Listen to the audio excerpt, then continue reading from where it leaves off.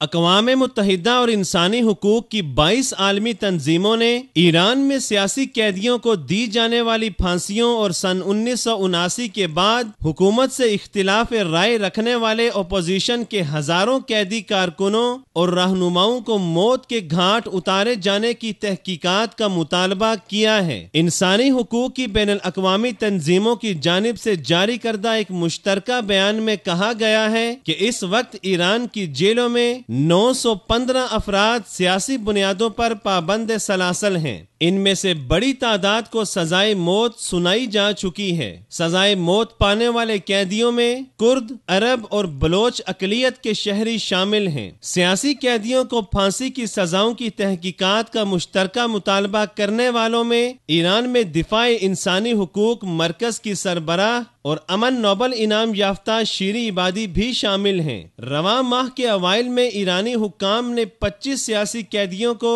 اجتماعی طور پر موت کے گھاٹ اتار دیا تھا۔ ان میں سے 3 افراد کا تعلق عرب قومیت سے تھا۔ اجتماعی طور پر موت کے گھاٹ اتارے جانے والے تمام افراد اہل سنت والجماعت مسلک سے تعلق رکھتے تھے۔ اسی تناظر میں انسانی حقوق کے لیے سرگرم ایرانی اور عالمی تنظیموں کی طرف سے سیاسی قیدیوں کو دی گئی پھانسیوں کی تحقیقات کا مطالبہ سامنے آیا ہے۔ خیال رہے کہ ایران میں قیدیوں کو معمولی جرائم میں سزائے موت سنائے جانے کا سلسلہ عرصہ دراز سے جاری ہے۔ انسانی حقوق کی عالمی تنظیمیں ایران میں قیدیوں کے خلاف قائم کردہ مقدمات اور انقلاب عدالتوں کی طرف سے دی گئی موت کی سزاؤں کو غیر منصفانہ قرار دے کر ان کی بار بار مذمت کر چکی ہیں۔ ایران میں حکومت سے اختلاف کرنے والے کسی بھی شخص کو جیل میں ڈال کر اس کے خلاف فساد فی الارض کے الزام میں مقدمات چلائے جاتے ہیں اور ایرانی عدالتیں نام نہاد الزامات میں قیدیوں کو موت کی سزائیں دیتی ہیں۔